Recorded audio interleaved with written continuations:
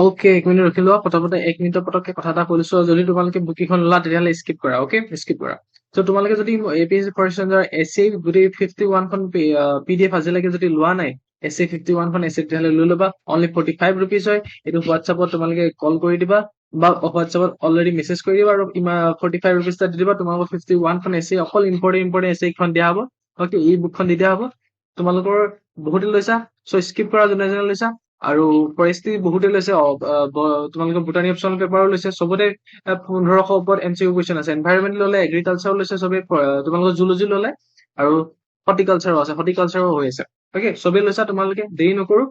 ধুনীয়া হৈ গ'ল। এখন এপিএছচি কুৱেশ্যন পেপাৰ হয়। এপিএছচি মিউজিয়ামৰ ডাইৰেক্টৰ কিবা চিলেকশ্যন কৰোঁতে এখন জেনেৰেল ষ্টাডিজৰ পেপাৰ। জেনেৰেল ষ্টাডিজৰ পেপাৰ চবৰ কাৰণে একেই থাকে, বাট এতিয়া যিহেতু মিউজিয়ামৰ কাৰণে এইটো আহিছিলে, ডাইৰেক্টৰ অফ মিউজিয়াম গ্ৰেড 1ৰ চাকৰি আছিলে, ত' মিউজিয়ামৰ ৰিলেটেড কিছুমান কুৱেশ্যন আছে যিখিনি আমি কুৱেশ্যন টাচ নকৰো। অকে, ত' আমি কুৱেশ্যন খিনি গোটেইখিনি কৰিম যেতিয়ালৈকে মানে মোৰ ভাগৰ এই ছফ্টৱেৰটোৱে ধোকা নিদিয়ে। আৰু ছফ্টৱেৰে, কিয়নো ছফ্টৱেৰটোৱে অকল 40 মিনিট 50 মিনিটহে আজিকালি মানে ভিডিঅ' ৰেকৰ্ডিং কৰিবলৈ দিয়ে। ত' বুজি পোৱা নাই কেলে ভিডিঅ' ৰেকৰ্ডিং ইমান কম কৰিবলৈ দিছে। আগতেতো 2 ঘণ্টা 3 ঘণ্টা আছিলে, আজিকালি বহুত কমকে দিছে। বাৰু যি কি নহওক, টাইমটো ৱেষ্ট নকৰো, নহ'লে আকৌ হেৰি হৈ যাব। হ'ব, আৰু মোৰ ওচৰত তোমালোকে জানা, মোৰ ওচৰত এছএ ই বুক আছে, তাৰপিছতে তোমালোকৰ EVS আছে, ফৰেষ্ট্ৰি আছে, হৰ্টিকালচাৰ আছে, জুলজি আছে, তোমালোকৰ এগ্ৰিকালচাৰ আছে, চবৰ ই বুক আছে। তোমালোকে বহুতে লৈ থৈছা, চবতে 1500+ MCQ কুৱেশ্যন আছে, তোমালোকে জানা। আৰু এক্সট্ৰাকে ধেৰ যিটি দি দিওঁ মই, তোমালোকে সেইটো জানা। অকে, যদি তোমালোকে নাই লোৱা এতিয়ালৈকে ই বুক কেইখন, বা যদি দৰকাৰ হৈছে এনকুৱাৰী কৰি ল'বা। 70867976762 চাগে, য়েছ 672 70867976762 এই নম্বৰটোত গৈ পিনি তোমালোকে ই বুকখন পাৰচেজ কৰিব পাৰা। আৰু প্ৰতিখন ই বুকৰ প্ৰাইচ অনলি 45 ৰুপিজ। বহুতে বহুত দি দিয়ে, কোনো দৰকাৰ নাই। প্ৰতিখন ই বুকৰ দাম এছএ আছে, এছএ ই বুক আছে, যদি তোমালোকক লাগে লৈ ল'বা। মোৰ ইয়াত ভিডিঅ' ধেৰ আছে, তোমালোকে চাব পাৰা। অকে, ত' এতিয়া কথা পাতি নাথাকো ইমানকে, টাইম ৱেষ্ট নকৰো। অকে, এই কৈছে যে যোনবোৰ আমাৰ হেৰিটেজ চাইট আছে তাক আমি দুটা ভাগত ভাগ কৰো, এটা টেঞ্জিবল আৰু এটা ইনটেঞ্জিবল। হয়, এই দুটা ভাগটো এইটো দিছে যে তলৰ এই 4টা অপচনৰ ভিতৰত কোনটো, এখন অলৰেডি মোৰ ওচৰত চল্ভ কৰি থোৱা আছিলে, বহুত ইম্পৰ্টেন্ট কাৰণে কিছুমান বস্তু তো মই কৰিলো। আৰু এইটো মই কেলে এৰি দিছো, কাৰণ এইটো হৈছে তোমালোকৰ মিউজিয়ামৰ ওপৰত অহা কুৱেশ্যন, আৰু যিটো আমাৰ কোনো কাম নাই। হ'ব, এতিয়া মেইনলি বস্তুটো হৈছে তোমালোকে চোৱা, ইনটেঞ্জিবল আৰু টেঞ্জিবলত ভাগ কৰিছে কালচাৰেল যোনখিনি হেৰিটেজ আছে, বা হেৰিটেজ চাইট খিনি। অকে, এতিয়া ইনটেঞ্জিবল আৰু টেঞ্জিবল কি হয়। অকে, সেইটো চোৱা তোমালোকে। এতিয়া ইনটেঞ্জিবল আৰু টেঞ্জিবল মানে কি, মই ইয়াত অলৰেডি লিখি থোৱা আছে, চোৱা। যাতে টেঞ্জিবল হেৰিটেজ ইনক্লুড কি হয়, ফিজিকেল অবজেক্টছ, যেনেকে মনুমেণ্টছ, তোমালোকৰ আৰ্টিফেক্টছ লাইক তোমালোকৰ তাজমহল হওক বা কহিনুৰ ডায়মণ্ড হওক, বা এখন তাজমহল হওক বা কহিনুৰ ডায়মণ্ড হওক, হয়। দেন যদি ইনটেঞ্জিবল বুলি কয়, তেতিয়াহ'লে যোনবোৰ non physical cultural practices, just like তোমালোকৰ এক্সপ্ৰেছন যোনবোৰ পাৰফৰ্মিং আৰ্টছ থাকে, সেইটো কাৰণে পাৰফৰ্মিং আৰ্টছ সেইবোৰ। ত' ইয়াত কোনটো হ'ব, ইয়াত চোৱা তোমালোকে, তাজমহলটোত কি পৰিব, টেঞ্জিবলত পৰিব, ত' এইটো নহ'ব। কহিনুৰ ডায়মণ্ড টেঞ্জিবল পৰিব, যোনটো ফিজিকেল অবজেক্ট বা মনুমেণ্টছ হয় নে। ত' এইটো বৃন্দাবনী বস্ত্ৰ, এইটো টেঞ্জিবল পৰিব। ইনটেঞ্জিবল কোনটো পৰিব, হয়, যোনবোৰ আৰ্টছ হয়, যোনবোৰ তোমালোকৰ প্ৰেক্টিচেছ হয়, ট্ৰেডিশ্যনছ হয়, সেইটো ইনটেঞ্জিবল আৰ্টছত কৰে বা ইনটেঞ্জিবল হেৰিটেজত কৰে। হয়, ত' সেইটো সত্ৰীয়া ডান্সটো কি হয়, ইনটেঞ্জিবল হেৰিটেজ হয়। বুজিলা? অকে, নেক্সট এইখন আৰু এটা ইম্পৰ্টেণ্ট হয়, বহুত বস্তু ইম্পৰ্টেণ্ট হয়। এইটো কুৱেশ্যন বহুত ইম্পৰ্টেণ্ট পালো মই, ইউনেস্কোৰ ওপৰত আহিছে। সেইটো বাদ দিয়ে, তোমালোকে মেইন বস্তুটো হ'ল যে হুইচ ইণ্টাৰনেশ্যনেল, চোৱা এই গোটেইখিনি তোমালোকৰ টাইম নষ্ট কৰি দিয়ে। তোমালোকে পাৰিলে এই ফুল ষ্টপৰ পিছত যিখিনি পঢ়িব বিচৰা সেইখিনিহে পঢ়ি চাবা প্ৰথমতে, যদি বুজি নাপা তাৰপিছত প্ৰথম পঢ়ি দিবা। আৰু which international organisation establish the representative list intangible cultural heritage of humanity. মানে যোনবোৰ কালচাৰেল হেৰিটেজ ইনটেঞ্জিবল টেঞ্জিবল সেইবোৰ কোনটো তোমালোকৰ সংস্থাই, ইউনিচেফে কৰে নে, ICOMF কৰে নে, কোনটো সংস্থাই কৰে, সেইটো তোমালোকে জানা। যিমানবোৰ ৱৰ্ল্ড হেৰিটেজ চাইট বা কালচাৰেল হেৰিটেজ চাইট সেইবোৰতো কোনে কৰে, ইউনেস্কোৱে কৰে। ত' এইটো ইনটেঞ্জিবল কালচাৰেল হেৰিটেজ অফ হিউমেনিটি কোনে কৰিছিলে, ইউনেস্কোৱে। কোনটো সংস্থাই কৰে বুলি কৈছিলে, ইউনেস্কোৱে কৰে। যদি তোমালোকে অকণ বুজিবলৈ হয় চাব পাৰা যে ইউনেস্কো, ইয়াৰ সম্পূৰ্ণ নাম হৈছে United nations education and scientific and cultural organisation হয়। অকমান লিখি থোৱা আছে এই ছফ্টৱেৰটোত, সেইটোৱে বেয়া, নিজে নিজে গুচি যায়। অকে, ত' বিশ্বৰ বিভিন্ন সম্প্ৰদায়ৰ পৰম্পৰা, সংস্কৃতি, লোকনৃত্য, শিল্পকলা আদি যিবোৰ স্পৰ্শ কৰিব নোৱাৰি কিন্তু তাক অনুভৱ বা চৰ্চা কৰিব পাৰি, সেইবোৰে কি হয়, এই তালিকাখনত থাকে, ইনটেঞ্জিবল কালচাৰেল হেৰিটেজ অফ হিউমেনিটি। ত' সেইখন কোনে উলিয়াই বুলি কৈছে, এই তালিকাখন কিমান চনত আৰম্ভ কৰিছে বুলি ক'লে কি বুলি ক'বা স্বীকৃতি পাইছিলে তোমালোকৰ 2003 চনত আৰু সেইটো কাৰণে সত্ৰীয়া নৃত্য সেই ইনটেঞ্জিবল কালচাৰেল হেৰিটেজ অফ ইউনিটি সেই লিষ্টখনতে আছে হয় দেন এই লিখাই আছে ধুনীয়াছে ওকে বাকীখিনি এতিয়া কোনটো সংস্থা উলিয়াই বুলি ক'লে কি বুলি ক'বা ইউনেস্কোৱে বেছিকৈ এইটো ইমান ক'ব দৰকাৰ নাই তোমালোকে চব জানা চব চোকালা ওকে বাকী ইয়াত কি কৈছে ওকে একবাৰ পঢ়ি চাওঁ the state of the Assam এই কৈছে যে which one of the following side of Assam সদায় এইডোখৰ পঢ়িবা this is not yet formally inscribed in the list of UNESCO World Heritage Site অসমৰ কোনটো মানে UNESCO World Heritage Site নাই মানে কাজিৰঙা নেশ্যনেল পাৰ্ক আছে কি হয় 1985 হৈ গ'ল UNESCO World Heritage Site এইটো মানাসুন আছে 1985 হৈ আছে মৈদামো হৈ আছে ছয়টা মৈদাম কিমান চনত হৈছিলে তোমালোকে জানা নে 2024 চনত হৈছিলে ছয়টা মৈদাম এই মাজুলী ৰিভাৰ আইনটো অলৰেডি মানে কি হয় টেন্টেটিভ লিষ্টত আছে বাট এতিয়ালৈকে হোৱা নাই ওকে বহুত বছৰৰ পৰা টেন্টেটিভ লিষ্টত আছে ৱৰ্ল্ড হেৰিটেজ চাইটৰ বাট এতিয়ালৈকে তাত সোমোৱা নাই হয় এটা কোনটোৱে কৈছে যে কোনখন লিষ্টত এইটো চোৱা which one of the following sites of Assam not yet formally inscribed not বুলি কৈছে ন কোনখন নাই তো সেইটো হৈছে আমাৰ মাজুলী ৰিভাৰ আইলেণ্ড নাই হ'ব ওকে বাকীখিনি কৈ দিলো তোমালোকক মনত ৰাখি ল'বা নেক্সট জানো ইম্পৰ্টেণ্ট আছে আৰু সেইখিনি কৰিম দেই অকল যদি মিউজিয়ামৰ ওপৰত বা কিছুমান কুৱেশ্যন আহে তেতিয়াহ'লে এইবোৰ কৰি লাভ নাই এতিয়া এইটো চোৱা নিউ মিউজিয়লজি এইটো মিউজিয়ামৰ ওপৰত আহিছে কুৱেশ্যন তো এইটো ইমান দৰকাৰ নাই হ'ব নেক্সট এই খালি মই এনচাৰ কৰি দিছো বাট ইমান দৰকাৰ নাই মানে যোনটো মিউজিয়ামৰ ওপৰত কুৱেশ্যনবোৰ আমাৰ এইটো দৰকাৰ নাই কাৰণ সেইটো যিহেতু সেই এক্সামটোৰ কাৰণে পাৰিছিলে ডাইৰেক্টৰ অফ মিউজিয়ামৰ কিবা কাৰণে পাতিছিলে তো ইমান টেনশ্যন নাই অ'কে এই কুৱেশ্যনটো আমাৰ ইম্পৰ্টেণ্ট হ'ব এই কুৱেশ্যনটো বহুত ইম্পৰ্টেণ্ট হ'ব ইয়াত কি হৈছে চোৱা which of the following statement about the inscription of early Assam এতিয়া মেইন বস্তুটো কি হৈছে চোৱা উমাচল ৰক ইনস্ক্ৰিপশ্যন উমাচল যোনটো ৰক ইনস্ক্ৰিপশ্যন আছিলে okay is linked to the Surendra Barman হয় উমাচল যোনটো ৰক ইনস্ক্ৰিপশ্যন আছিলে এইটো কাৰ লগত লিংক আছিলে সুৰেন্দ্ৰ বৰ্মন যাক আমি কি বুলি কওঁ জানানে যাক আমি সুৰেন্দ্ৰ বৰ্মন যাক আমি কি হয় মহেন্দ্ৰ বৰ্মন বুলি জনা যায় কি হয় সুৰেন্দ্ৰ বৰ্মন কি বৰ্মন বুলি জনা যায় বৰ্মন বংশৰ মহেন্দ্ৰ বৰ্মন বুলি জনা যায় আৰু সেই ইনস্ক্ৰিপশ্যনখন states that the cave temple was dedicated to the Balabhadra আৰু সেই ইনস্ক্ৰিপশ্যনত লিখা আছে যে যোনটো সেই টেম্পলটো আছিলে উমাচলৰ ৰক ইনস্ক্ৰিপশ্যনৰ যোনটো টেম্পল আছিলে কেভ টেম্পল আছিলে গুহা টেম্পলটো আছিলে সেই টেম্পলটো ডেডিকেটেড টু বলভদ্ৰ কোন হয় শ্ৰীকৃষ্ণৰ ককাই হয় তো ইয়াত লিখা আছে চাগে furthermore this inscription ইয়াত একবাৰ মই পঢ়ি দিছো কি লিখা আছিলে মই নোটছ কেনেকে বনাই থৈছিলো চ গুৱাহাটী নীলাচল পাহাৰৰ উত্তৰ পূব ঢালত অৱস্থিত হোৱা যোনটো উমাচল যোনটো শিলালিপিটো অ'কে পঞ্চম শতিকা আৰু অসমত উদ্ধাৰ হোৱা আটাইতকৈ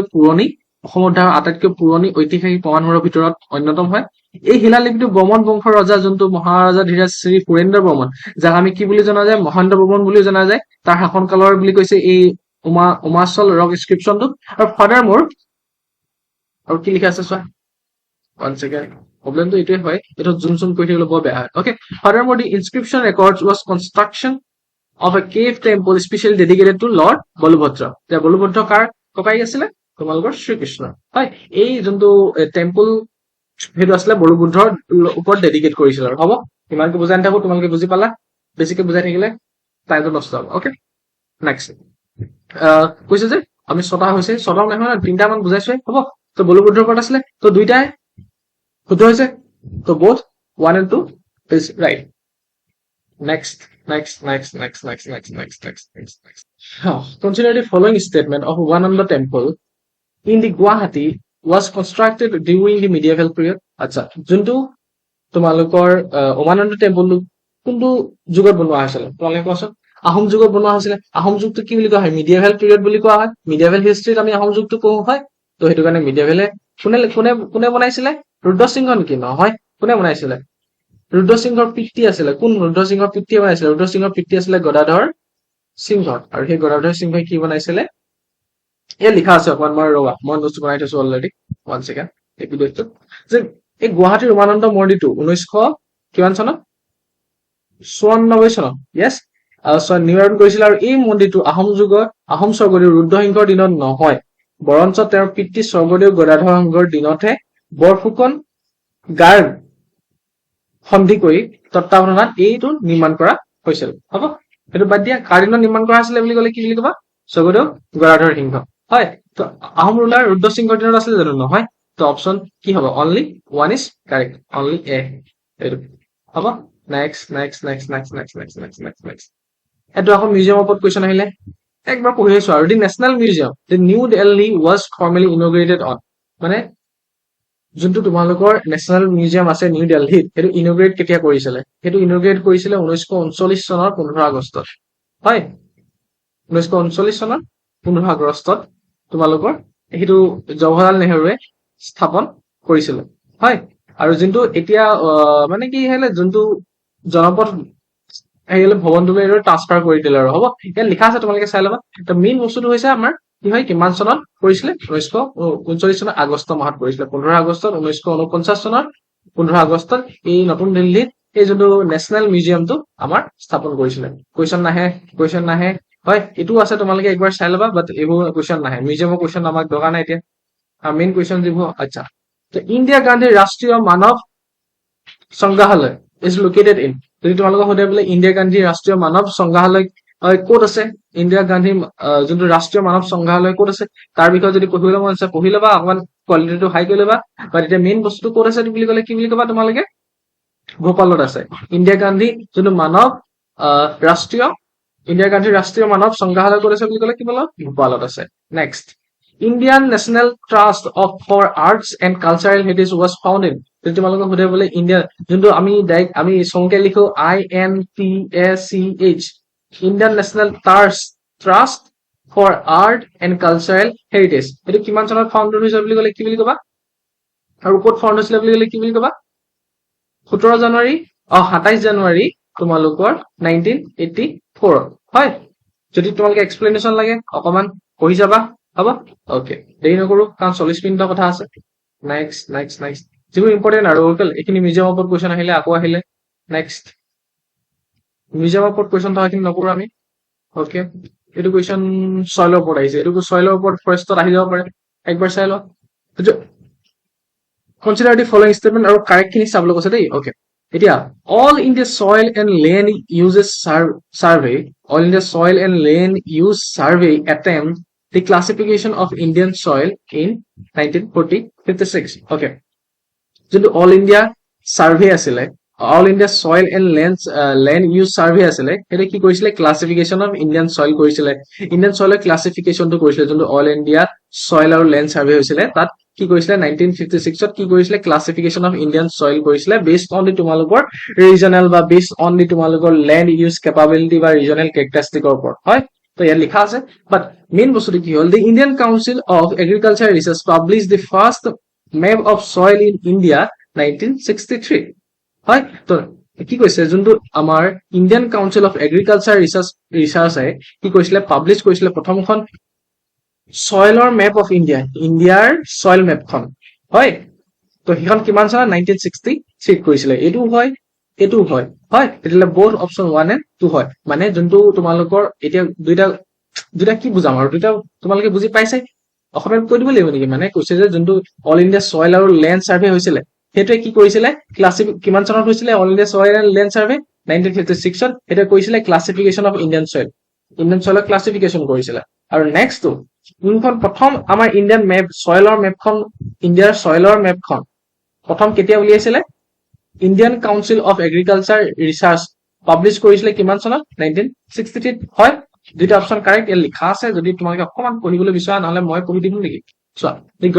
government of India established the all India soil survey scheme in 1956 which carried initial systematic attempts at the classification of soil based on land use আৰু land use capability আৰু regional characteristic ওপৰত হ'ব যিটো পিছত all India soil land use survey organisation হৈ গ'ল হ'ব সেইটো বাদ দিয়া সেইটো হয় কাৰেক্ট সেকেন্ড ষ্টেটমেন্টটো কেলে কাৰেক্ট হ'ল চোৱা যোনটো ICAR হয় Indian council of agriculture research তোমালোকৰ এইটো ফুল ফৰ্মটো কেতিয়াবা সুধিব পাৰে agriculture পেপাৰখনত compiled published the first comprehensive map of soil in India কিমানত 1963 okay বহুত ইম্পৰ্টেণ্ট হয় আৰু দুইটা সেই অপচন দিছিলে কাৰেক্ট কোনকেইটা সুধিবলৈ হৈছিলে দুইটাই কাৰেক্ট হয়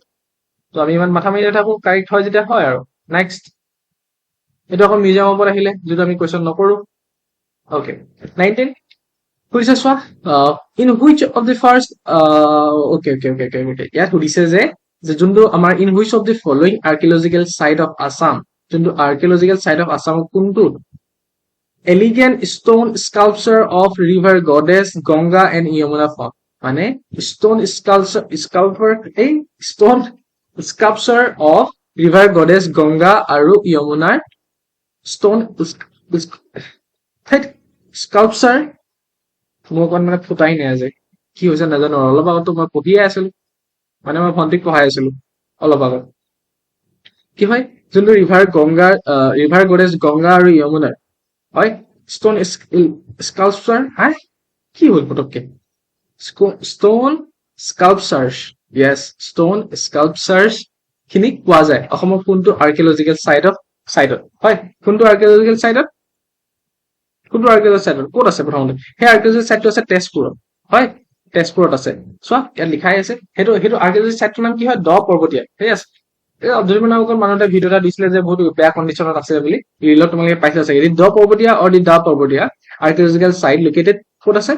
তেজপুৰত আছে ইন আছামত ইজ ফেমাছ ফৰ কি হয় তোমালোকৰ মেইন বস্তুটো কৈ আছো ক'ত আছে এইটো চোৱা ষ্টন স্কাল্পচাৰ আছে নহ'ব আজি নুফুটে আৰু of the river goddess Ganga আৰু যমুনা হয় তো সেইটো কথা আছে ক'ত আছে দ পৰ্বতীয়াত আছে আৰু মেইনলি ক'ত আছে তেজপুৰত আছে তোমালোকৰ যদি বাকী পঢ়িবলৈ মন আছে গোটেইটো পঢ়ি থাকিবা হ'ব তো মই চব লিখি আহিছো মই এতিয়া মানে কি হ'ব দেৰি নকৰো হ'ব কাৰণ দেৰি হ'লে বুলি ক'লে আকৌ এইটো অফ হৈ যাওক আকৌ মোৰ ভাগৰ তোমালোকৰ বাদ দিয়া software okay it is sanskritisation and westernisation হয় as an important tool to understand the caste dynamic in India হয় where the concept of which of the following scholars সংস্কৃতাইজেশ্যন আৰু ৱেষ্টাৰ্ণাইজেশ্যন এই দুটা যে যোন দুটা কনচেপ্ট হয়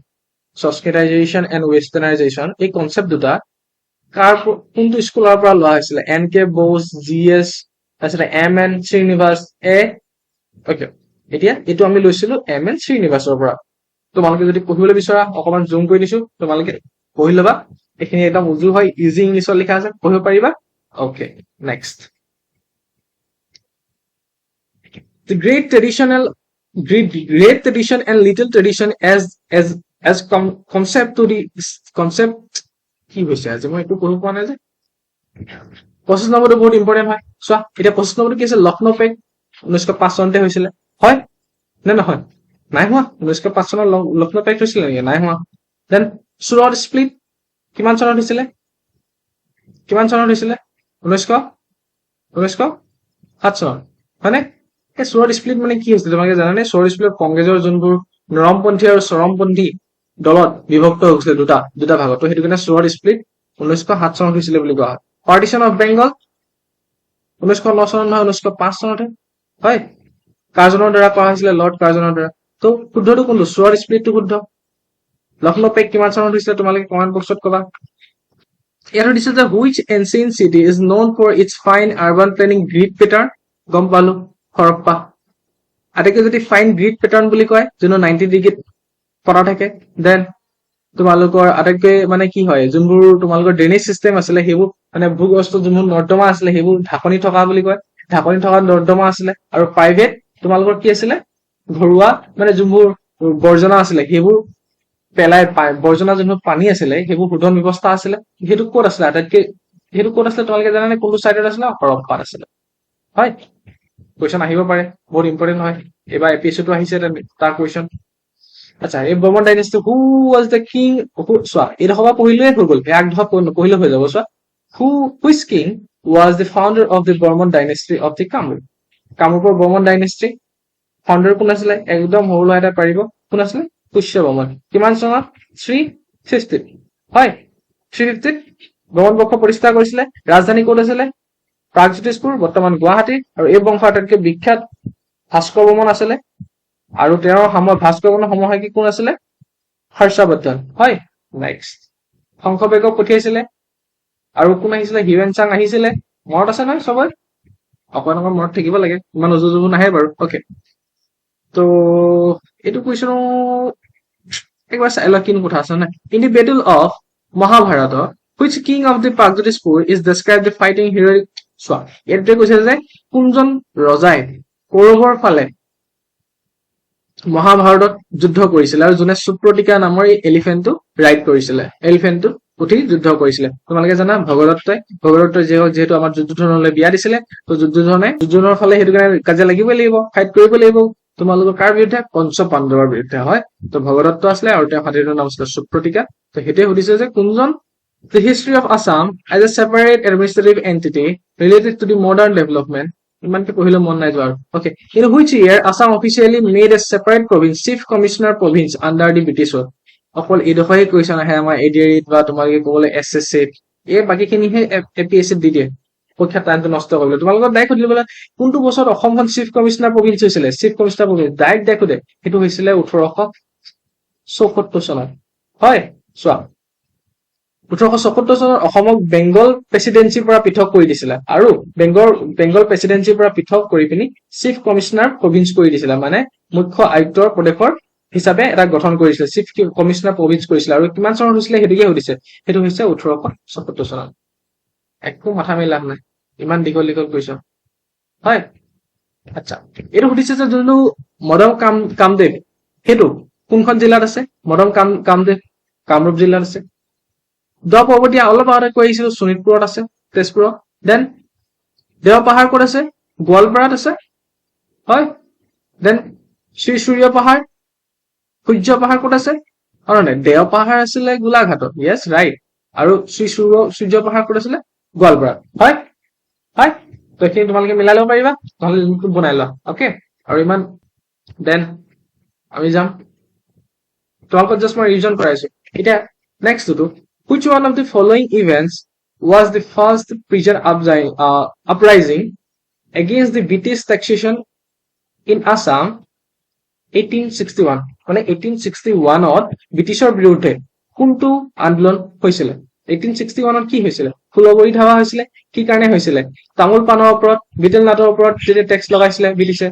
তাৰপিছতে তোমালোকৰ অপিয়াম মানে কানি খেতিৰ ওপৰতো টেক্স লগাইছিলে যে তো তাৰ কাৰণে কি হৈছিলে প্ৰথমটো আমাৰ বিদ্ৰোহ হৈছিলে ফুলবৰী ধাৱা 1861 হয় দেন আৰু চাওঁ কোনবোৰ ইম্পৰ্টেণ্ট কুৱেশ্যন আছিলে নেক্সট 43টো আকৌ এবাৰ চাই লোৱা কি আছে মোৰ ঘূৰাইছে চাগে ভাবা যে কি হৈছে জানো ইণ্ডাছ ভেলী চিভিলাইজেশ্যনৰ কোনটো চাইট গুজৰাটত ৰাণ অফ কোটছত আছে বা হৰপ্পান চাইট গুজৰাটৰ ৰাণ অফ কি হৰপ্পান চাইট লোকেটেড ইন গুজৰাটৰ ৰাণ অফ কোটছত আছে এইটো তোমালোকে জানা ধোলাভিৰা আছে আৰু বাকী চাইট কেইটা লোথেল ক'ত আছে আহমেদাবাদত আছে হয় নিয়াৰ ক'ত আছে গল্ফ অফ কম্বেটত আছে কালিবাংগান ক'ত আছে ৰাজস্থানত আছে ৰাখিগড়ি ক'ত আছে হাৰিয়ানাত আছে হ'ব অ'কে লাষ্টত এখন পঢ়িলো হৈ যায় মানে এপিচিত মই জনা মতে নেক্সট কানাই বৰশী বোৱা ৰক ইনস্ক্ৰিপশ্যন অসমীয়াতে পঢ়ি দিছো আৰু ক'ত পোৱা গৈছিলে সেইডোখৰে মই ডাইৰেক্ট পঢ়ি দিছো সেইটোৱে ক'ব আৰু নিয়াৰ হুইচ প্লেচ তো কানাই বৰশী বোৱা যোনটো শিলালিপি আছিলে ৰক ইনস্ক্ৰিপশ্যন আছিলে গুৱাহাটী ব্ৰহ্মপুত্ৰ নদীৰ উত্তৰ পাৰে অৰ্থাৎ উত্তৰ গুৱাহাটীত অৱস্থিত নৰ্থ গুৱাহাটী আৰু বাকী যদি তোমালোকে অকমান যদি তাৰ বিষয়ে পঢ়িবলৈ বিচৰা ইয়াত আছে পঢ়িব পাৰা হ'ব অ'কে মই টাইম ৱেষ্ট নকৰো তোমালোকৰ নেক্সট আমি গৈ থাকিম অ'কে এইটো কুৱেশ্যন বহুত ইম্পৰ্টেণ্ট হয় খুব আহি থাকে এইটো কৈ যে ফাদাৰ অফ পুৰাতত্ব বিভাগৰ পিতৃ বুলি কাক জনা যায় আলেকজেণ্ডাৰ কাৰ্নিংহাম ডাইৰেক্ট কুৱেশ্যন আহে who is the father of Indian archaeology Alexander Cunningham হয় এতিয়া আলেকজেণ্ডাৰ কাৰ্নিংহামে কি কৰিছে কেলে আলেকজেণ্ডাৰ কাৰ্নিংহামক আমি ফাদাৰ অফ ইণ্ডিয়ান আৰ্কিঅলজি বুলি কওঁ কাৰণ চোৱা he was a British army engineer আছিলে who founded the archaeological survey of India Alexander কাৰ্নিংহামে ASI ফাউণ্ড কৰিছিলে মানে ASI বনাইছিলে 1861ত আৰ্কিঅলজিকেল কি হয় চাৰ্ভে অফ ইণ্ডিয়া বনাইছিলে 1861ত সেইটো কাৰণে তেওঁ কি হয় পুৰাতত্ব বিভাগৰ পিতৃ বুলি জনা যায় ভাৰতীয়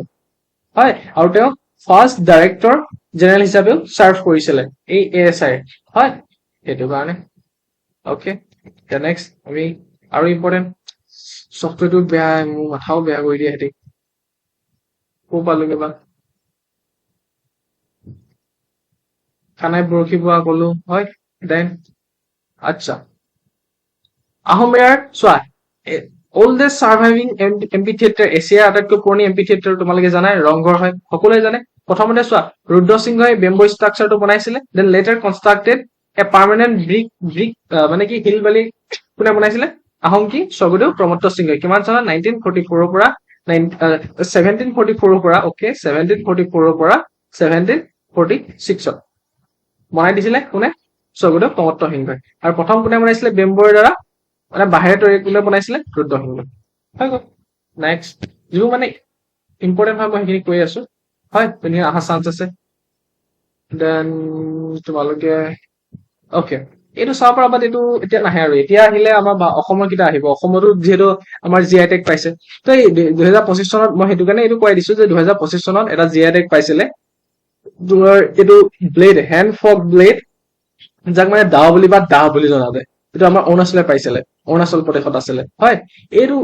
এতিয়া এইটো কুৱেশ্যনটো নাহে যদি তোমালোকে চাব বিচাৰা চাব পাৰা ওকে তো এই কুৱেশ্যন নাই আমাৰ অসমত কি জি আই টেগ পালে হয় আৰু লগতে কাৰ্বি আংলঙত পালে ওকে তাৰপিছতে আৰু কিবা কিবি পাইছে ন তোমালোকে সেইখন চাই থবা বহুত ইম্পৰ্টেণ্ট হয় পেপাৰে পাইছে হয় বহুত ইম্পৰ্টেণ্ট হ'ব দেন এজন ফুটবলাৰ আছিলে এইটো আহি যাব পাৰে দেই 2026 চনত তেওঁৰ মৃত্যু হৈছিলে এজন ফুটবলাৰ লিজেণ্ডাৰী ফুটবলাৰ যাক আমি মেন অফ গল্ডেন বুট বুলি জানো অসমৰ মেন অফ গল্ডেন বুট বুলি জানো ওকে তেওঁক আমি সাহিত্য একাডেমী অসম সৌৰভ বঁটাও দিছিলো কিমান চনত 2022 চনত হয় এতিয়া মেইন কৈছে যে তেওঁৰ নামটো কি আছিলে তেখেতৰ নামটো কি আছিলে দ্য লিজেণ্ড কি হয় কি কোন চাংমা আছিলে গিলবাৰ্টছন চাংমা হয় তেওঁক আমি কি বুলি কওঁ দি মেন অফ গল্ডেন বুট তেওঁ যিহেতু মৃত্যু হৈছে 4 এপ্ৰিল 2026 এইটো বহুত ইম্পৰ্টেণ্ট কুৱেশ্যন হ'ব পাৰে আমাৰ ফৰেষ্ট ৰেঞ্জাৰৰ কাৰণে হ'ব তোমালোকে চাব লাগিব নেক্সট এইটো কুৱেশ্যন আহিব পাৰে এতিয়া আমাৰ ওমেন্সে ৱৰ্ল্ড কাপ জিকিলে ইয়াৰ আগৰ বছৰ হয় এইটো কুৱেশ্যন বহুত ইম্পৰ্টেণ্ট হ'ব সেইটো কাৰণে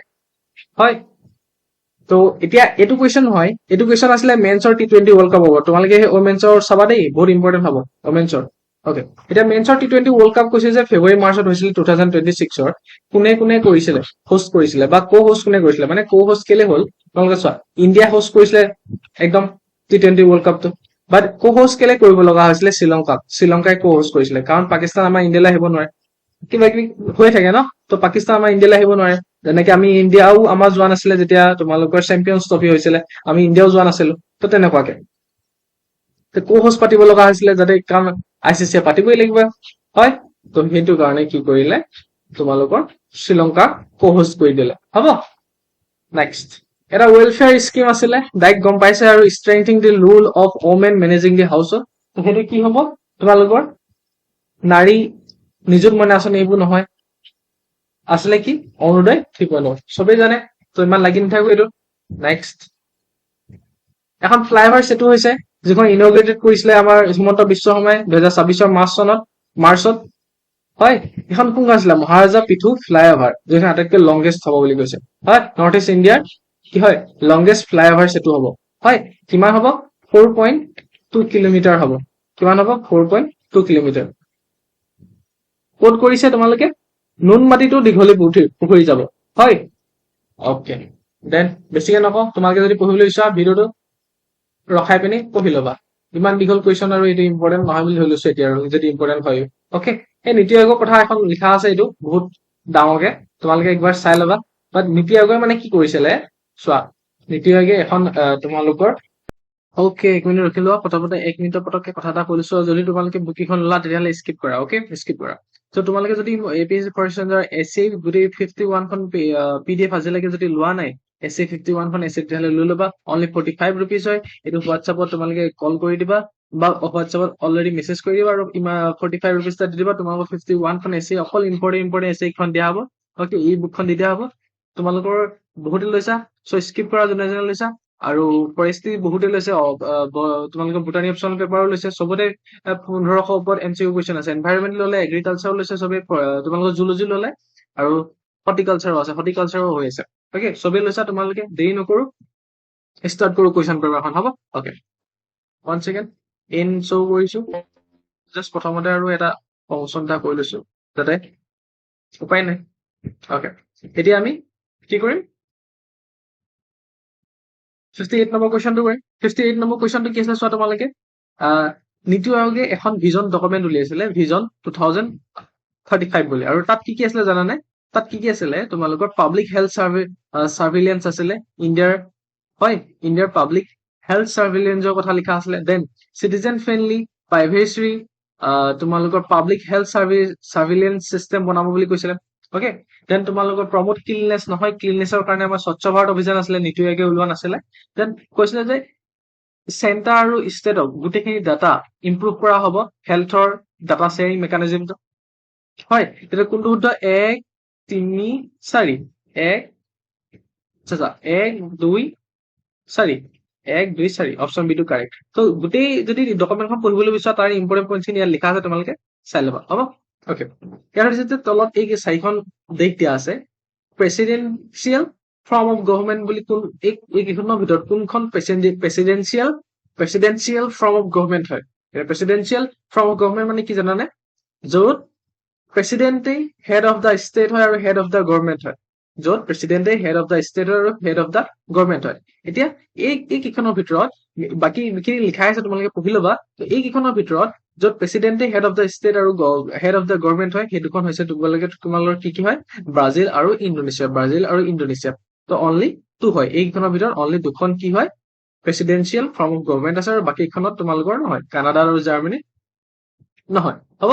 নেক্সট জাৰ্মানীত আটাইতকৈ শক্তিশালী পদটোৱে হৈছে চেঞ্চেলৰ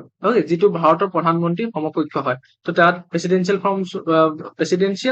ফৰ্ম অফ গভৰ্ণমেণ্ট নাথাকে আৰু কানাডাটো ৰাজতন্ত্ৰ হয় কানাডাৰ মানে ইয়াৰ ৰাষ্ট্ৰপ্ৰধান বা সাংবিধানিক ব্ৰিটেইনৰ ৰজা বা ৰাণী বা কিন্তু তেওঁলোকৰ দেশখন নিৰ্বাচিত প্ৰধানমন্ত্ৰী চলায় হয় তো ইমান মানে তাত প্ৰেচিডেন্সিয়েল ফৰ্ম অফ গভৰ্ণমেণ্ট নাই নেক্সট দেৰি নকৰো অকমান স্পীডত কৈ আছো নেক্সট কুৱেশ্যনটো চোৱা তোমালোকে নেক্সট কুৱেশ্যনটো কি কৈছে যে ইয়াত চাৰিখন দেশ দিয়া আছে আৰু সেই চাৰিখন ভিতৰত কোনকেইখন দেশ presidential form of government form কৰে বুলি কৈছে এতিয়া প্ৰেচিডেন্সিয়েল ফৰ্ম অফ গভৰ্ণমেণ্ট মানে কি বুজা জানে তাত প্ৰেচিডেণ্টজনেই হেড অফ দ্য ষ্টেটো হয় হেড অফ দ্য গভৰ্ণমেণ্টটো হয় প্ৰেচিডেণ্টজনেই তো সেইটো কাৰণে প্ৰেচিডেন্সিয়েল ফৰ্ম অফ গভৰ্ণমেণ্ট বুলি কোৱা হয় এতিয়া কোন দুখন হয় বাকী গোটেইখিনি ইয়াত লিখা আছে তোমালোকে চাই ল'বা বাট এইখনৰ ভিতৰত ব্ৰাজিল আৰু ইণ্ডোনেছিয়াত কি হয় প্ৰেচিডেন্সিয়েল ফৰ্ম অফ গভৰ্ণমেণ্ট হয় কাৰণ তাত প্ৰেচিডেণ্টেই চাৰ্ভ কৰে হেড অফ দ্য ষ্টেট আৰু হেড অফ দ্য গভৰ্ণমেণ্ট হিচাপে হয় তো ইয়াত কি হয় ব্ৰাজিল আৰু ইণ্ডোনেছিয়া নেক্সট কুৱেশ্যন 61 তোমালোকে চোৱা এতিয়া কাইটো প্ৰটকলটো কি হয় এটা গ্ল'বেল সন্ধি হয় যিটো ক্লাইমেট চেঞ্জৰ ওপৰত হয় তো এইটো শুদ্ধ হয় যেন আৰু it is a regional treaty adopted এইটো ৰিজনেল সন্ধি নেকি নহয় গ্ল'বেল ট্ৰিটি হয় তো এইটো ভুল হয় আৰু 2001 চনত লোৱা নাছিলে এইটো 1997ত লোৱা হৈছিলে তো অপশ্যন নাম্বাৰ অকল অনলি এটো শুদ্ধ অনলি ওৱান শুদ্ধ অকে নেক্সট কুৱেশ্যনত যাওঁ আমি অকণ স্পীডত কৈছো কাৰণ যিহেতু টাইম অকণ কম আছে অকে ইয়াত সুধিছে যে which of the following countries the members of the SAARC মানে সাৰ্ক মানে কি তোমালোকে জানানে সাৰ্ক হৈছে যে South Asian association for Regional Cooperation হয় কি হয় South Asian association for Regional Cooperation হয় তো ইয়াত 8খন মেম্বাৰ আছে 8খনৰ ভিতৰত তোমালোকে কি যদি হয় সোধে তেতিয়া কি বুলি ক'বা আফগানিস্তান বাংলাদেশ হয় ভূটান ইণ্ডিয়া মালদ্বীপছ নেপাল পাকিস্তান শ্ৰীলংকা হয় তাত মেচুৰিয়াছটো নাই এই মেচুৰিয়াছ আইলেণ্ডটো নাই তাত হয় মানে মেচুৰিয়াছখন যোনখন হ'ল মানে যোনখন এই মেচুৰিয়াছ আছে সেই কাণ্ট্ৰিখন ইয়াত আমাৰ অন্তৰ্ভুক্ত নাই সাৰ্কত হয় South Asian association for regional কপাৰেশ্যনৰ অন্তৰ্ভুক্ত নাই তো সেইটো কাৰণে তোমালোকে এইটো ভুল হয় আৰু বাকী শুদ্ধ কোনকেইটা হয় ভূটান নেপাল শ্ৰীলংকা এই তিনিটা শুদ্ধ হয় 1 2 আৰু 4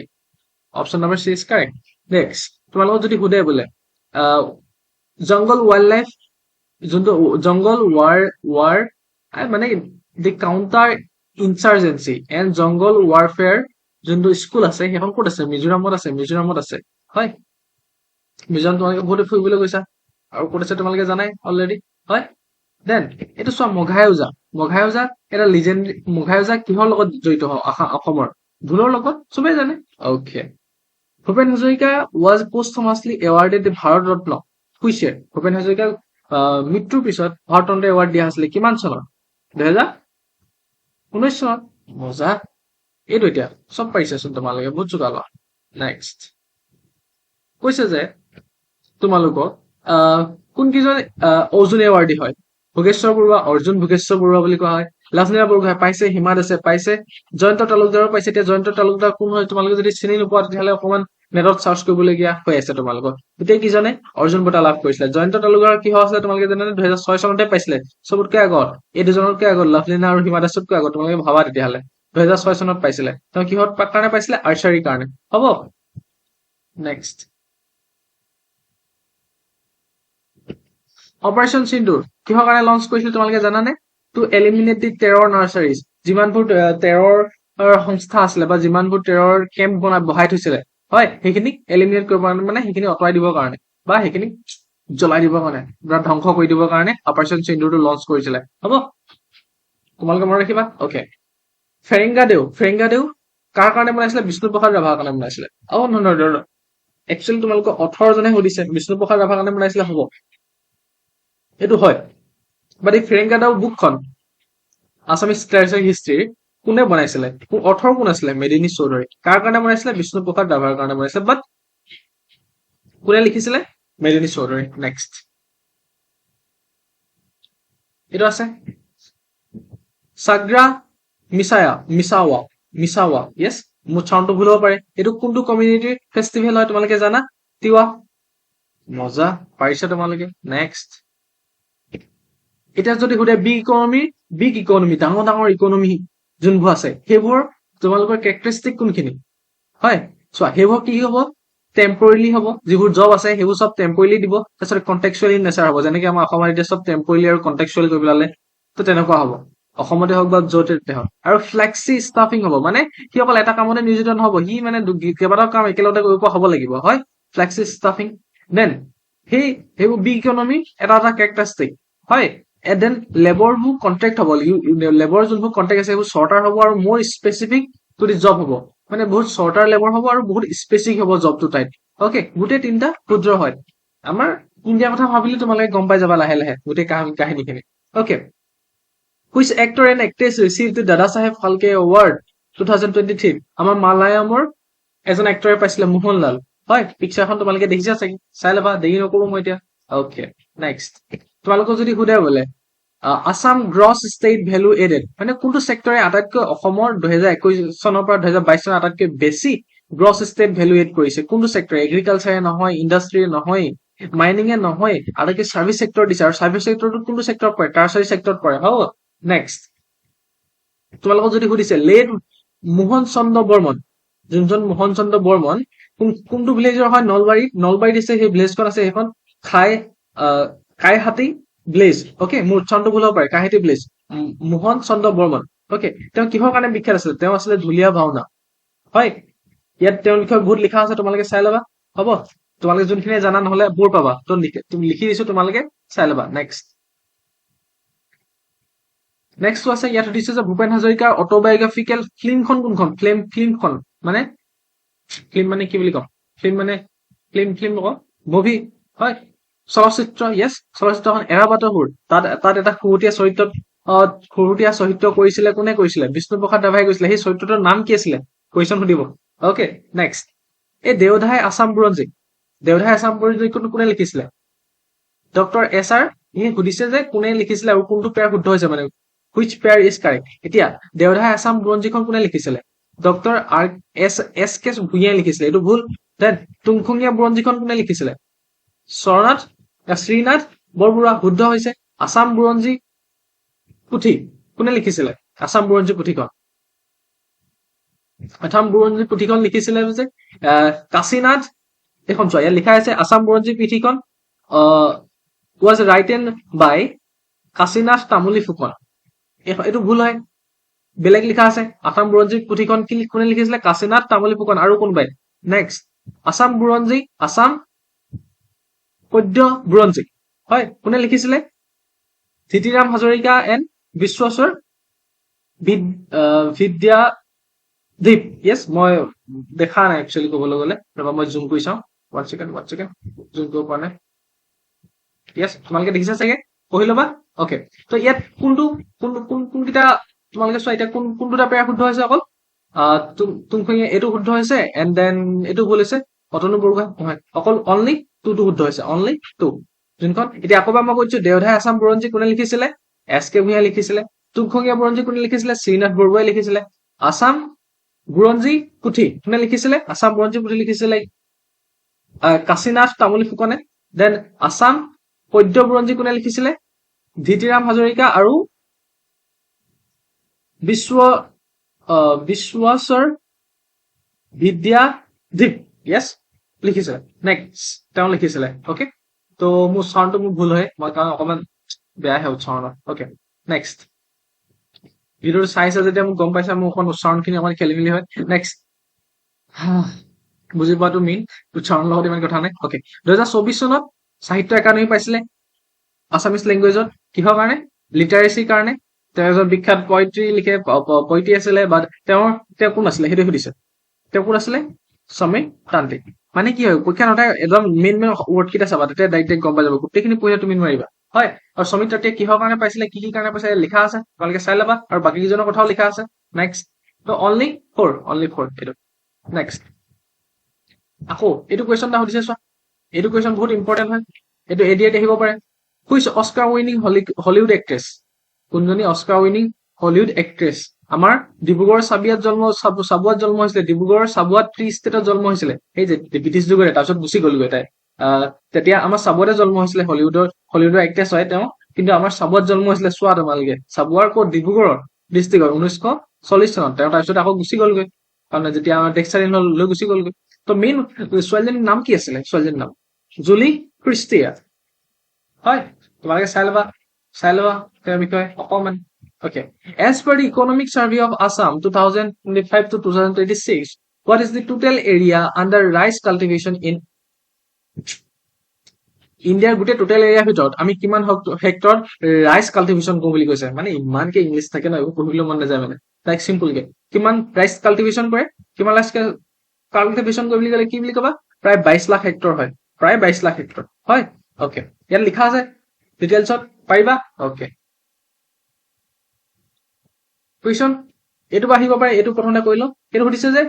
ইন এন্থ্ৰপলজি, অকে, ত ফিমেল লাইনক কি বুলি কয়? মেট্ৰিলিনিয়েল হয়, আৰু পিতৃটো পেট্ৰিলিনিয়েল হয়, সেইটো বুজিলা? তো ফিমেল লাইনক কি বুলি কোৱা হ'ব? মেট্ৰিলিনিয়েল। মই মানে ডাইৰেক্ট মেইন ৱৰ্ডে সদায় চাওঁ যিকোনো এক্সামত, কিন্তু পৰীক্ষাত তোমালোকে মেইন ৱৰ্ড পটককে নাচাবা। যদি তোমালোকৰ মানে এতিয়া চোৱা পঢ়াৰ, তোমালোকে যদি কুৱেশ্যন পেপাৰ অলৰেডি 100খন 200খন কৰিছা প্ৰেক্টিচ, তেতিয়াহ'লে মেইন লাইন চালেও হৈ যাব। কিন্তু যদি প্ৰেক্টিচ নাই কৰা, মেইন লাইন চালে বুলি ক'লে ভুলটোতে মাৰি থৈ গুচি আহিবা, সেইটো কেতিয়াও নকৰিবা। মই প্ৰথমতে এনেকুৱা কুৱেশ্যনবোৰ সদায় ইয়াত চাওঁ, কি দিছে, কাৰেক্ট দিছে ন, এতিয়া কাৰেক্ট খিনি তাত ডাইৰেক্ট চাই দিম, হ'ব? তো এতিয়া ডাইৰেক্ট মই মেইন জেগাত চাম। কি চাবলৈ কৈছে? পিতা পুত্ৰখন কোনে লিখিছিলে? পিতা পুত্ৰ কোনে লিখিছিলে? হোমেন বৰগোহাঁই লিখিছিলে, হয়, যিটো কাৰণে সাহিত্য একাডেমী বঁটা পাইছিলে। নেক্সট, মৃগনাভি কোনে লিখিছিলে? মৃগনাভি কোনে লিখিছিলে? অৰূপ কলিতাই লিখিছিলে। নেক্সট, দিনৰ পিছত দিন কোনে লিখিছিলে? নিৰ্মল প্ৰভাৱ বৰদলৈ লিখিছিলে। ধুনীয়া। নেক্সট, ধুমুহা আৰু ৰামধেনু বীৰেন্দ্ৰনাথ শইকীয়া লিখিছিলে? নহয়, হোমেন বৰগোহাঁই লিখিছিলে, হয়। নেক্সট, অকল 3খন, 1 2 3 শুদ্ধ, অনলি 3 ইজ কাৰেক্ট। নেক্সট, কি ক'লো তোমালোকে আকৌ একবাৰ চাই ল'বা। অকে, দেৰি নকৰো। হাউ মাছ পাৰ্চেন্টেজ গোটেই টোটেল জিঅ'গ্ৰাফিকেল এৰিয়াৰ কিমান ফৰেষ্ট আছে বুলি সুধিছে। আমি কিমান, প্ৰায় 2 লাখ হেক্টৰত আমি খেতি কৰো টোটেল জিঅ'গ্ৰাফিকেল এৰিয়া, আৰু কিমান পাৰ্চেন্টত আমি কি কৰো? ফৰেষ্ট কিমান পাৰ্চেন্ট আছে টোটেল এৰিয়াৰ? 34% আমি ফৰেষ্ট আছে, 34%, 34.21% ইয়াত এপ্ৰক্সিমেটলি দিয়া আছে, হ'ব? মই এপ্ৰক্সিমেটলি 34% বুলি কৈ দিছো। অকে, ইয়াত বাকীখিনি লিখা আছে, তোমালোকে জুম কৰি ল'বা। মই জুম কৰি দিছো অকণমান, তোমালোকে পঢ়ি ল'বা, হ'ব? পঢ়াই থাকিলে মোৰ বহুত টাইম গুচি যাব, 100টা কুৱেশ্যন কৰিব লাগিব, হয়? অকে, তো মিডিয়েভেল ইণ্ডিয়াত এটা ডাইনেষ্টি আছিলে, যিটো ডাইনেষ্টি প্ৰথমতে কেপিটেল আছিলে তোমালোকৰ তাঞ্জোৰ, আৰু লেটাৰ কাঞ্চিপুৰমত গুচি গ'ল, আৰু সেইটো আছিলে চোলা ডাইনেষ্টি বা চোলা কিংডম। অকমান চাই ল'বা, যদি চোলা কিংডমৰ ফাউণ্ডাৰ কোন বুলি সোধে, বিজয়ৱালা। অকে, বিজয়ালায়া, য়েছ, বিজয়ালা চোলা, ফেমাছলি এষ্টাব্লিছ কেপিটেল তাঞ্জোৰ, তাৰপিছত ক'লৈ গুচি গ'লগৈ? কাঞ্চিপুৰমলৈ গুচি গ'ল। তাৰপিছতে আকৌ তোমালোকৰ ৰাজেন্দ্ৰ চোলা ওৱানে চিফটেড কৰি দিলে আকৌ ক'লৈ? কেপিটেলটো গংগাইকোণ্ডা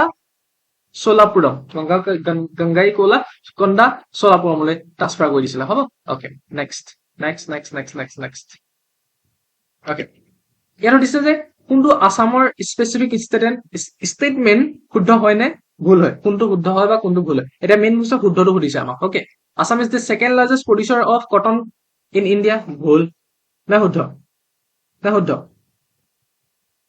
ভুল আসাম সেকেন্ড লাৰ্জেষ্ট কেতিয়াও নহয় ওকে দেন আসাম কন্ট্ৰিবিউটছ ইমান percent of the nation total population নহয় নহয় চোৱা অসমৰ যদি অসমৰ 30% পপুলেশ্যন কন্ট্ৰিবিউট কৰে নেকি ইণ্ডিয়াৰ নকৰে হয় ওকে অসমৰ প্ৰায় তোমালোকৰ 2.5% পপুলেশ্যন ইণ্ডিয়াৰ টোটেলৰ 2.5% আমাৰ কন্ট্ৰিবিউট কৰে অসমে দেন আৰু এই যোনটো লাৰ্জেষ্ট আসামটো সেকেন্ড লাৰ্জেষ্ট নহয় প্ৰথম লাৰ্জেষ্ট কটন প্ৰডিউচ কোনে কৰে গুজৰাটে কৰে তাৰপিছতে মহাৰাষ্ট্ৰ তাৰপিছতে তেলেংগানা এনেকে আহে হয় তো দুইটা ভুল তো নাইডাৰ 1 এণ্ড নাইডাৰ 2 নেক্সট ইয়াত এইটো থাকি গ'ল এইটো কৈছে যে market cost is a factory price market cost is a factory price added to the all indirect tax মানে যিকোনো এটা বস্তু মাৰ্কেট কষ্ট কিমান হ'ব যিমান ফেক্টৰীত কষ্ট হ'ল প্লাছ আৰু যিমানবোৰ টেক্স দিব সেইটোৱে মাৰ্কেট কষ্ট হ'ব মাৰ্কেটত সেইটোৱে কষ্ট হ'ব সেই ফেক্টৰী প্ৰাইচ প্লাছ তাৰপিছত জিএছটি চিএছটি যিমানখিনি দি আহিব টেক্সবোৰ ইনডাইৰেক্ট সেইটো কি হ'ব সেইটোৱে মাৰ্কেট কষ্ট হ'ব হয় এইটো অপশ্যন 1 ইজ কাৰেক্ট নেক্সট হৈছে মাৰ্কেট কষ্ট আৰু এক্স ফেক্টৰী কষ্ট প্ৰাইচটো ডিফাৰেণ্ট থিং য়েছ এক্স ফেক্টৰী মানে এই ফেক্টৰী যোনটো প্ৰাইচ আছিলে সেইটো আৰু মাৰ্কেট কষ্ট দুটা ডিফাৰেণ্ট বেলেগ বেলেগ হয় দুটা য়েছ এইটো শুদ্ধ maximum retail price and market কষ্ট আৰ চেম থিং মেক্সিমাম ৰিটেইল প্ৰাইচ এটা বস্তুত মেক্সিমাম ৰিটেইল প্ৰাইচ তোমালোকৰ কি হয় 120 লিখা থাকিব কিন্তু কৰবাত মাৰ্কেট কষ্টটো কিমান হ'ব মাৰ্কেট কষ্টটো 100 টকাটো বিকিব পাৰে 90 টকাটো বিকিব পাৰে মাৰ্কেট কষ্টটো কি একদম মেক্সিমামহে তুমি 120 লিখিব 120 টকাত বিকিব পাৰিবা তাত যে লিখা থকাটো তুমিতো 90 টকাটো বিকিব পাৰিবা সেইটো মানে গম পালা তো এই মাৰ্কেট মেক্সিমাম ৰিটেইল প্ৰাইচ আৰু মাৰ্কেট কষ্ট দুইটা একে নহয় তাহলে option number 1 and 2 is right বাকি তোমালোকক মই জুম কৰি দিছো তোমালোকে যদি পঢ়িবলৈ বিচৰা অকমান পঢ়ি ল'বা okay next okay the Karakoram highway connects China and Pakistan okay Karakoram highway কি কৰে চাইনা আৰু পাকিস্তানৰ কানেক্ট কৰে সেইটো হয় the highway pass through the India নহয় ইণ্ডিয়া থ্ৰু দি পাছ নহয় তো 1 অনলি 1 ইজ কাৰেক্ট নেক্সট তোমালোকক যদি সুধে Brahmaputra is one of the antecedent drainage system এতিয়া এন্টিচিডেন্ট মানে কি হয় যিবোৰ older than হিমালয়ছ যিবোৰ হিমালয়তকৈ বহুত পুৰণা হয় এন্টিচিডেন্ট ড্ৰেনেজ সেইবোৰ তিব্বতৰ পৰা এনি টাইম আহিয়ে থাকে তিব্বতৰ ক'পা চিমেংডুং গ্লেচিয়াৰৰ পৰা আহিয়ে ন আমাৰ উৎপত্তি হয় ব্ৰহ্মপুত্ৰ তো আহিয়ে আছিলে যেতিয়া হিমালয়তকৈ বহুত আগৰ পৰা আহি আছিলে ন তো সেইটো মানে আৰু ইয়াত তাৰ মেইন মেকানিজমটো লিখা আছে তোমালোকে পঢ়ি চাবা অকমান অকে দেৰি নকৰো কাৰণ গোটেইখিনি কুৱেশ্যন শেষ কৰিব লাগিব আৰু তোমালোকক গোটেইখিনি কুৱেশ্যনৰ মাজত আভাস দি দিব পাৰো তোমালোকৰ কাৰণে ভাল হ'ব ওকে ইয়াত কৈছে যে which state does the Assam share longest inter state boundary মানে অসমে কোনখন ৰাজ্যৰ লগত আটাইতকৈ বেছিকে স্থলসীমা বা বাউণ্ডাৰী শ্বেয়াৰ কৰে মেঘালয়ৰ লগত কিমান কৰে তোমালোকে জানানে মেঘালয়ৰ লগত কিমান কৰে 884 হয় আৰু তোমালোকৰ অৰুণাচলৰ লগত কিমান কৰে 804 হয় মনত ৰাখিবা 804 অৰুণাচলৰ লগত কৰে আৰু মেঘালয়ৰ লগত কৰে 884 তো কোন হ'ব মেঘালয় বেছিকে নকওঁ বুজি পালা okay in which border of India পালোগে আৰু লাষ্টত 10টা আছেগে Pangsau mountain pass located Pangsau mountain যোনটো পাছ আছে সেইটো ক'ত আছে ইণ্ডিয়া আৰু ম্যানমাৰ বৰ্ডাৰত আছে নেক্সট তোমালোকে যি আছে পঢ়ি ল'বা হ'ব দেৰি নকৰো নেক্সট এইটো অকণ বুজাই দিওঁ এইটো কিনো বুজাবলৈ আছে আৰু ওকে দি ৰামচাৰ চাইডৰ কথা কৈছে আমাৰ only Ramsar side in Assam চনবিল নেকি ৰামচাৰ চাইড চনবিল নহয় চান্দুবি নহয় আমাৰ কি হয় অকল দীপৰ বিল হয় য'ত কামৰূপ মেট্ৰত আছে হৈ গ'ল দীপৰ বিলটো হয় নেক্সট অনলি ৰামচাৰ চাইড অসমৰ ৰামচাৰ চাইড কোনটো দীপৰ বিল ওকে তাত আৰু কিবা কিবি লিখা আছে তোমালোকে চাব পাৰা আৰু okay then consider the following the street necessarily from the এতিয়া ইয়াত কৈছে যে তোমালোকে চোৱা এই স্টেটমেন্ট কেইটা চাবলৈ আছে আৰু কোনটো কাৰেক্ট নে সেইটো সুধিছে স্ট্ৰীটটো কি হয় নেচাৰেলি ফ্ৰম হয় নেৰো ষ্ট্ৰীট এটা ষ্ট্ৰীট কি হয় আমাৰ পালক ষ্ট্ৰীট আছে পালক ষ্ট্ৰীট হয় এই পালক ষ্ট্ৰীট কি এইটো নেচাৰেল হয় নাই এইটো নেচাৰেল হয় গল্ফ অফ মানাৰ পালক ষ্ট্ৰীট এইবোৰ কি নেচাৰেল হয় নাই কাৰণ ই ইণ্ডিয়া আৰু শ্ৰীলংকা এটা নেচাৰেল বডি হয় এইটা ষ্ট্ৰীট নেচাৰেল হয় যদি ইণ্ডিয়া আৰু শ্ৰীলংকা পৃথক কৰিছে পালক ষ্ট্ৰীটে তো ষ্ট্ৰীটটো কি হয় নেচাৰেল বডি হয় দেন তোমালোকক যদি সোধে এতিয়া কৈছে যে কেনেল এ নেভিগেবল কেনেল, য'ত মানে যোনফালে জাহাজ চাহাজ পাৰ হৈ থাকে এনি টাইম, এই ট্ৰেড কৰে কিবা কৰে, অকে। সেই যেনেকে পানামা খাল আছে, যেনেকে সুৱেজ কেনেল আছে, সেই navigable canal link to bigger bodies of the water, যেতিয়া দুটা ডাঙৰ বিগাৰ বডিজক কানেক্ট কৰে নেকি? নকৰে। দুটা ডাঙৰ কি কৰে, দুটা ডাঙৰ দেশ বা দুটা ডাঙৰ হেৰিয়ক কানেক্ট কৰে সেই কেনেলটোৱে, হয়। এই কেনেলটোৰ মাজেদি গৈ থাকে চব। এতিয়া মেইন বস্তুটো হ'ল, তোমালোকক যদি কেনেল বুলি কয় কোনকেইটা কেনেল আছে? সুৱেজ কেনেল, তো এইটো ভুল হয়। সুৱেজ কেনেল আছে, পানামা কেনেল আছে, এইকেইটা কি কৰে তোমালোকে একবাৰ চাই ল'বা, কাৰ মাজত আছে, কি মাজত আছে। দেন ষ্ট্ৰীট যদি কোৱা, পালক ষ্ট্ৰীট আছে, হয়। মালাক্কা ষ্ট্ৰীট আছে, ষ্ট্ৰীট অফ মালাক্কা বহুত ইম্পৰ্টেণ্ট হৈ আছে, ষ্ট্ৰীট অফ মালাক্কা, পালক ষ্ট্ৰীট বহুত ইম্পৰ্টেণ্ট, হয়। ষ্ট্ৰীট অফ হৰমোজ সেইটো বহুত ইম্পৰ্টেণ্ট হয়। সেইবোৰ কি হয়? এইবোৰ ষ্ট্ৰীট খিনি নেচাৰেল হয়। দুটা নেৰ' ৱাটাৰ, এটা নেৰ' ৱাটাৰ ৱে হয়। বাট যোনটো কেনেল হয় সেইটো কি হয়? দুটা কি হয়? কেনেলটো বনাই লোৱাই হয়। যেনেকে সুৱেজ কেনেল, পানামা কেনেল, হয়। অকে, তো এইটো ভুল হয়। দুটা বিগাৰ ৱাটাৰ বডিজক কানেক্ট নকৰে। দুটা বিগাৰ কি হয়? ডাঙৰ দুটা মানে কি হয় এইটো গোটেই বস্তুটো, যে তোমালোকৰ এইটো মই বুজাই দিছো ৰবা। One second. কি মানে কি হয়, দুটা ডাঙৰ কেতিয়াবা কি হয়, কিছুমানত ৱাটাৰ বডিটো কানেক্ট কৰে, এটা নেভিগেবল কেনেল হয়, যিটো ডাঙৰ ৱাটাৰ বডি কেনেল। এইটো এটা তোমালোকে চোৱা, এটা পানামা কেনেল আছিলে, ওৱান ছেকেণ্ড, এটা চাবা দেই তোমালোকৰ কি আছিলে এইটো, আই থিংক এটা এইফালে উত্তৰ আমেৰিকা আছে, এইফালে দক্ষিণ আমেৰিকা আছে যেনিবা দেই, এইফালে দক্ষিণ আমেৰিকা আছে, হয়। এই উত্তৰ আমেৰিকা আৰু দক্ষিণ আমেৰিকাৰ মাজত এটা কেনেল আমি বনাই লৈছিলো, সেইটো কি আছিলে? Panama canal. কাৰণ এইফালে আকৌ ঘূৰি যাবলৈ আমাৰ বহুত টাইম লাগিব, তো সেইটো আমি কি বনাই লৈছিলো? পানামা কেনেলটো বনাইছিলো উত্তৰ আমেৰিকা আৰু দক্ষিণ আমেৰিকাৰ মাজত। তো সেই পানামা কেনেলটোৱে দুটা ডাঙৰ ৱাটাৰ বডিকো কানেক্ট কৰিছে, আৰু দুখন ডাঙৰ দেশকো কানেক্ট কৰিছে ন। তো এইটো এটা ফালৰ পৰা চাবলৈ গ'লে কি হয়, এইটো শুদ্ধ হয়। দুটা বিগ ৱাটাৰ বডিজক কানেক্ট কৰিছে, হয়। তো ইয়াত চোৱা, পানামা কেনেলৰ মাজত কি আছিলে? এইটো কি আছিলে? নৰ্থ আটলান্টিক অচিয়ান আছিলে, আৰু এইফালে সাউথ পেচিফিক অচিয়ান আছিলে। এই দুটা ডাঙৰ ৱাটাৰ বডিক কানেক্ট কৰিছে। তো কি হয়, বোথ আমি এতিয়া চাবলৈ গ'লে জেনেৰেলকে, তো দুইটাই শুদ্ধ হয়। ষ্ট্ৰীটটো নেচাৰেলি ফৰ্ম হয়, আৰু এইটো এটা নেভিগেবল কেনেল হয়, যিটো দুটা ৱাটাৰ বডিজত কানেক্ট কৰে। অকে, খতম। তো বোথ 1 and 2। নেক্সট উদাহৰণ দি দিলো তোমালোকক। মই ইমানকে বুজাই নাথাকো কিছুমান বস্তুত, কাৰণ তোমালোকে জানাই। অকে, তো ইমান বুজাই থাকিলে ভাল নালাগে কেতিয়াবা। অকে, ফাৰ্ষ্ট 5 year প্লেনত কি আছিলে? Focus mainly on industry and নহয়। প্ৰথমটো আছিলে সদায় এগ্ৰিকালচাৰ আৰু ইৰিগেশ্যন। আমাৰ প্ৰথম যোনটো 5 year প্লেন হৈছিলে 1951 চনৰ পৰা 1956 চনলৈকে, সেইটো আছিলে এগ্ৰিকালচাৰ আৰু ইৰিগেশ্যনৰ ওপৰত। তাৰপিছত ইনফৰমেশ্যন টেকনলজি, এইবোৰ নহয়। অকে, অকল দুইটো। ফাৰ্ষ্ট যোনটো 5 year প্লেন আছিলে, সেইটো অকল অনলি 2 বি, সেইটো অকল এগ্ৰিকালচাৰ আৰু ইৰিগেশ্যনৰ ওপৰত। 5 year প্লেন কিমানটা আছিলে তোমালোকে টোটেল চাবা, আৰু কিমান চনত নীতি আয়োগে ৰিপ্লেচ কৰিছিলে সেইটো চাবা। অকে, আৰু নীতি আয়োগৰ চেয়াৰমেন কোন, বা নীতি আয়োগৰ কি কাম আছে, নীতি আয়োগে কোনটো কাম লৈছে এতিয়া, সেইটো চাবা তোমালোকে, হয়। আৰু এটা 94 আছে ঋক বেদাৰ বিষয়ে আহিছে, যে ঋক বেদা চোৱা, এতিয়া ঋক বেদাৰ one of the most significant god was fire, Agni কথা কৈছে। ঋক বেদাৰ মষ্ট চিগনিফিকেণ্ট গডৰ কথা কি লিখা আছে? ফায়াৰ, বা অগ্নি কথা লিখা আছে, হ'ব। তো অগ্নি which purifies and the linkage between the human being and gods, okay, এইটো হয়। then no hymn was devoted to Agni, yes। চোৱা, মানে কোনো মন্ত্ৰ তোমালোকৰ অগ্নিৰ লগত ৰিলেটেড নাই ঋক বেদত। চোৱা তোমালোকে, ঋক বেদত মেইন গড কি বুলি কৈছে? অগ্নি। আৰু এইটো মই তোমালোকক বুজাই দিছো ৰবা।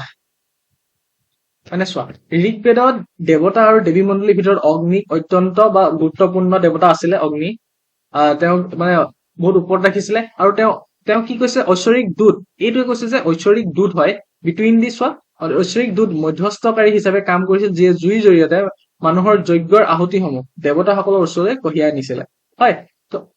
তাৰপিছতে সেইটো শুদ্ধ হয়, এইটো দুইটো শুদ্ধ হয়, তিনিটো শুদ্ধ নহয়। কাৰণ অশুদ্ধ, কাৰণ 200টা মন্ত্ৰ আছে বা হাইমছ আছে ঋক বেদত, ইন্দ্ৰৰ পিছতে দ্বিতীয় সৰ্বাধিক আৰাধনা কৰা দেৱতাৰ হিচাপে পৰিগণিত হৈছিলে। চোৱা, প্ৰথমতে ইন্দ্ৰক লৈ পিনি বহুতো, তোমালোকৰ ইন্দ্ৰদেৱক লৈ পিনি বহুতো মন্ত্ৰ আছে। তাৰ পিছতে আছিলে আমাৰ অগ্নিদেৱীক লৈ পিনি। আৰু ঋক বেদৰ প্ৰথম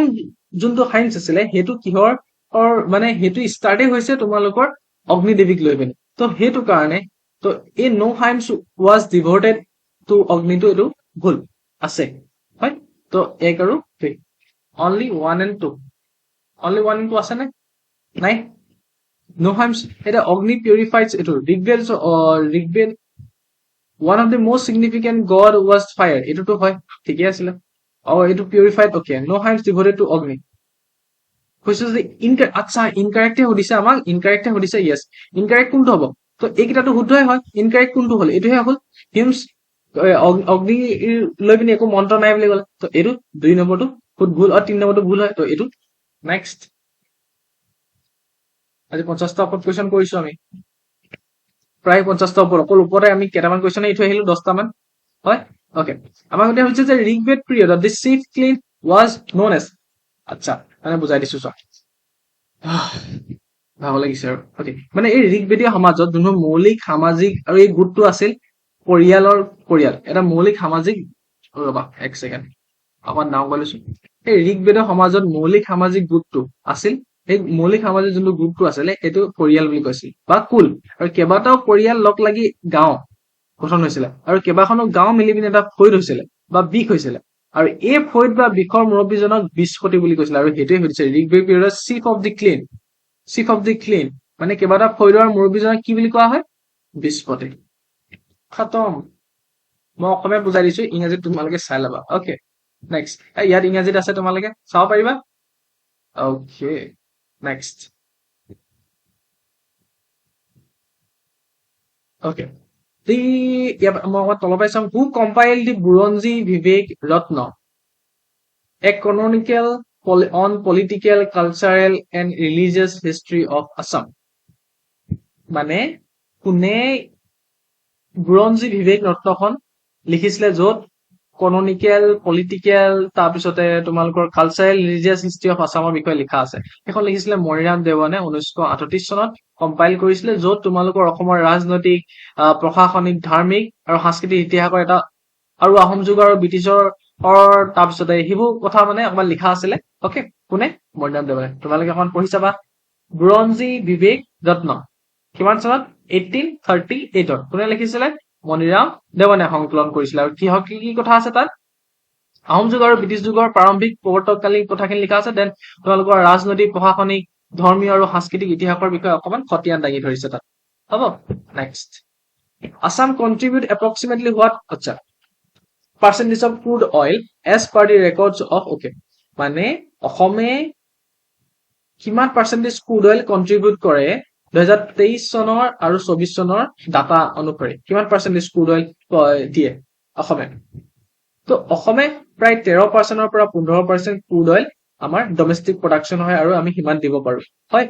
তো 15% is correct next Rudradaman yes ruler of ক'ৰ হয় ৰুদ্ৰদমন ৰুলাৰ অফ কি হয় চাক্স হয় চব প্ৰথম ৰুদ্ৰদমন এই পশ্চিমীয়া যোনটো ক্ষিপ্ৰতাছ বংশৰ অন্যতম আটাইতকৈ কিছু প্ৰতিষ্ঠিত শাসক আছিলে তেওঁ পশ্চিমীয়া যোনবোৰ চক্স সেইটোৱে চক্স মূলৰ তেওঁ আছিলে কাৰণে সেইটো তেওঁৰ ৰুলাৰ অফ কৈ চক্স বুলিয়ে কোৱা হয় ওকে যিসকলে পশ্চিমীয়া আৰু মধ্য ভাৰতৰ বিভিন্ন অংশত ৰাজত্ব কৰিছিলে ওকে বাকী এইটো কথা ক'বলৈ যে জুনাগড় যোনটো শিলালিপি আছে সেই তাৰ জৰিয়তে এইবোৰ কথা অকমান প্ৰমাণ পোৱা যায় বাকী তোমালোকৰ সেইটো কথা ইমান ইম্পৰ্টেণ্ট নহয় এবাৰ নাহিব পাৰে আৰু আমাৰ অসম বিষয়ে এবাৰ অকমান বেছিকে আহিব পাৰ্চেন্টেজত আৰু এনভাইৰনমেন্টৰ বিষয়ে আহি যাব পাৰে দেই এনভাইৰনমেন্ট পাৰ্টটো ইয়াত এড কৰি দিব পাৰে অকমান বেছিকে এনভাইৰনমেন্টৰ দুটামান কুৱেশ্যন আহিব পাৰে ব্ৰিক্সৰ সন্মিলন বা কাইটো প্ৰটকল কিবা কিবি ওকে দেন তোমালোকৰ এগ্ৰিকালচাৰ খিনি এড কৰিব পাৰে love you guys thank you তোমালোকে চেনেলটো যদি ছাবস্ক্ৰাইব কৰা নাই লাইক কৰা নাই কমেন্ট কৰিবা আৰু যদি নেক্সট পেপাৰ লাগে ডিছকাশ্যন কৰিবলৈ তেতিয়াহ'লে ইমান শ্বৰ্টকে আৰু পটপট যদি নেক্সট পেপাৰ সলভ কৰিব তেতিয়াহ'লে সলভ কৰিব পৰা আৰু মোক যদি বুক এখন লাগে তেতিয়াহ'লে 7086797672 মেছেজ এটা কৰি দিবা ওকে বুক এখন তোমালোকক দি দিম ওকে নেক্সট আৰু লাষ্টটো কৈ যাওঁ গোহাই কমল আলি এটা হিষ্টৰিকেল 350 মাইলৰ এটা এম্বাৰ্কমেণ্ট ৰুট হয় কিমান চনত 1547 এটা হৈছে which king of Assam order the construction of the root কোনে এইটো কনষ্ট্ৰাকশ্যন অফ দি ৰুটটো অৰ্ডাৰ দিছিলে নৰনাৰায়ণে দিছিলে এতিয়া চোৱা যে 1547 খ্ৰীষ্টাব্দৰ পুছ ৰজা নৰনাৰায়ণ ৰাজ্যকালত এইটো নিৰ্মাণ কৰা হৈছিলে ইয়াৰ নিৰ্মাণ কাৰ্য তেওঁ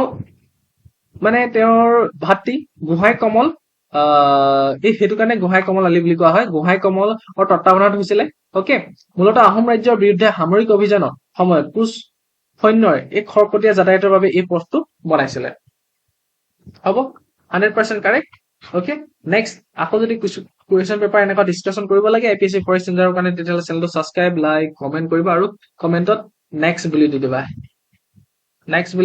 okay, thank you, bye bye, love you গাইছ।